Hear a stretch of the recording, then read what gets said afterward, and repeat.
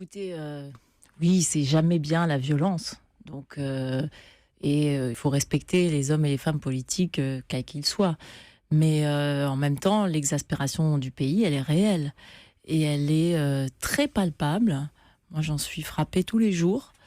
Il y a un respect à avoir vis-à-vis des gens qui ont du mal à joindre les deux bouts. Et je crois que les paroles qu'il a prononcées à plusieurs reprises, notamment récemment, cette histoire du costard, comme si finalement, si on n'a pas un costard, j'allais dire à 37 ans, ben, on a raté sa vie. Comme Séguéla disait, si on n'a pas une Rolex à 50 ans, on a raté sa vie.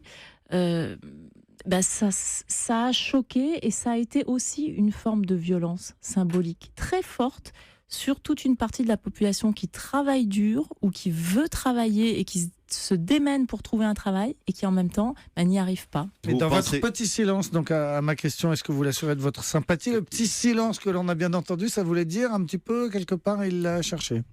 Non, je dis pas qu'il l'a cherché parce qu'encore une fois, moi, je condamne toute forme de violence. Je dis juste que la politique, c'est très violent pour tout le monde.